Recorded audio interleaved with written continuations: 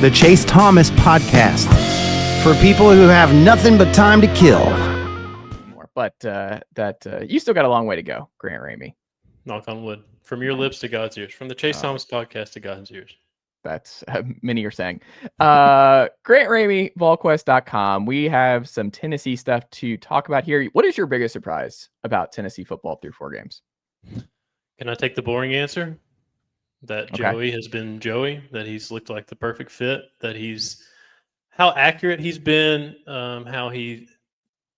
the good decision maker that he's been, how quickly he seemed to process, the fact that he looked really good against Georgia, just like he looked really good against ETSU, UAB, Syracuse. I was particularly impressed with the way he bounced back from that second and third quarter against Georgia, where it was he's a little bit off, and it looked like he was going through a little bit of a slump. Braylon Staley falls down, he throws that pick. For him to snap out of it and play really well in the fourth quarter, I thought that was a huge deal. I've just been impressed how it's felt like he's been really exactly what this offense needed, and you keep waiting for that to – maybe it's different on the road at Mississippi State when he's in his first true road environment at this level, but, I mean, he's played against some Power 5 competition at App State, so we'll see what he looks like. But just the decision-making, the accuracy, how he's been exactly what Tennessee needed. Yeah, I mean, I was obviously a big Merklinger guy. It's been tough. Oh, it's all right. It's all right. We all got to pick sides, you know? I'm still rooting for the kid. Yeah. But, yeah, it's just I'm part of the Aguilar army now. Like, it's just part of the deal. It's like what we've seen is, like you said, I did not think it was going to go well. I think the people who can do their victory lap are the ones who were like, hey, the thing about Joey is the biggest win for him is that he's just not going to start from behind so much. Like the defense, just having the talent around him is helping him in a way where he's still going to be that same aggressive guy who's throwing for over 7,000 yards, but he doesn't have to go full Brett Favre. Right now he's been the fun Brett Favre, where it's just the best case scenario. Now we'll see what that looks like. Maybe on the road at Tuscaloosa, maybe on the road this Saturday. Do the picks pop up more? Because I still think there's a strong chance he leads Tennessee quarterbacks in the Hypolair and interceptions by the end of the season. I think that's still probably on the table, but he's not going to lead FBS in interceptions like he did a year ago, which got cleaned up. And I mean, Joey's just been a great story, great leader. And it is kind of wild how you take it all for granted. But I will say, I don't know if you agree, but on the surprise, it's positive for me. I was getting really bummed out about the tight end 12 personnel talk all offseason, where everyone was talking about like, oh, the 12 personnel, the 4 tight ends, Tennessee feels really good about. I'm like, all right, well, Tennessee loses big games where Miles Kitselman is their leading pass catcher. I don't think that's the best version of Heupel's offense. So if we're back in 12 personnel again, the defense is not going to be as good as it was a year ago. Right. And I just think you're looking at 8-4. Now, not Grant Ramey. Grant Ramey had 10-2 before the year, which I still he's an idiot though. Very, very. I just still one of the more wild things I've seen in the preview where I was like, that was a stutter. Grant Ramey over there at Volquest, 10-2. I love it. But I didn't love what I was hearing there because I still think the best version of Tennessee is like they're secondary. The tight ends are secondary in the passing game. They are where Kitselman's had a couple crossers in these big games. You're like, all right, yeah, 3 receptions, 35 yards, maybe a TD. That's really all you want out of the tight end position. You need Brazel, Staley, and Matthews and your receivers to make the chunk plays, to create the big splash plays. And that's the best version of Tennessee football. So for me, like that has been a huge win to me that Tennessee's tight ends are not a big part of the season. Like I know a lot of fans are like, oh, Ethan Davis not up there. It's great blocking tight end. It's great. Like, I don't really care. Like, I think that's got to be secondary. I think the best version of Tennessee has to be the receivers getting back on track and making plays similar to what we saw in 22 and 21.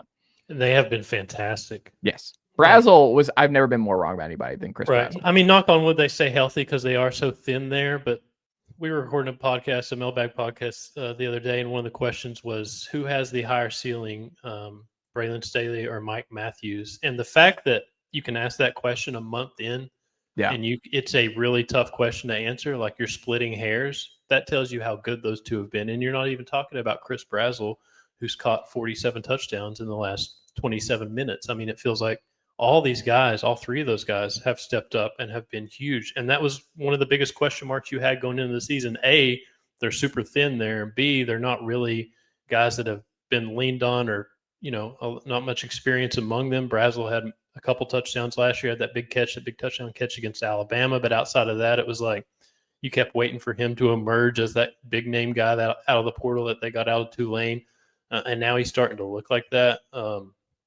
I agree with tight ends. They're more like just pop out on that little jump pass on the goal line and catch a touchdown at the back of the end zone and call it a day. And Kitzelman his value is far outside just catching footballs. Like the leader that he's been and kind of what he's been since he got here. He's another guy that's just a really, really good portal find. I mean, when he committed, I had to Google who he was. And then I thought when I did find out who he was, that it was just kind of going to be another body that they are adding to the room. So I do agree that they get up and down the field with the receivers. If those tight ends can just do stuff on the goal line, then that's great. But the three receivers, that's another one. It's almost like you could pick on the offensive line, the quarterback, the receivers. There's a lot of surprises to pick from in a good way, positive developments. I'll still maintain. Look, Mike is my guy, fellow Parkview alum. I wish he would flip to safety. Really? He's the third guy. You need so much help at safety right now. And he would be so much more. Who's replacing him at receiver? Oh, just Travis Smith. It's fine. Think so?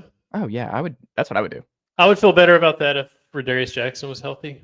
Yeah. He wasn't going to be out for I don't know how long, but I think he's been in a sling lately.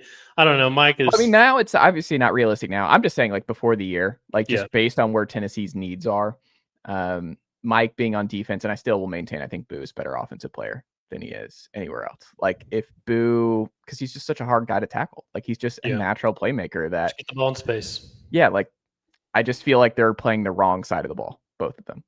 I think Boo could be a little bit of a Zachariah Branch, the way Georgia used him. Just get the ball as quickly as you can to him, out in space, run him motions, all this stuff across the middle. Yep. Just try to beat somebody to a spot, get him the ball, and let him go from there. Yeah, 100%. And I don't know. I think a lot of fans get kind of, but I'm like, look, I love Mike. And obviously I'm a big Boo guy, but yeah, just my gut all the last year has just been, I think they're playing the wrong positions. I think they each should be on the opposite side of the field, but we'll see. Next up, does Jermod getting Jermod back for Arkansas change how you view the Vols the rest of the way? Because that's kind of a stunner. Because we were kind of wondering, are we actually going to see Jermod back at all this year? And Colton Hood, I mean, he's getting forecast as a first-round guy now. I mean, they've back-to-back humongous wins in the portal at corner.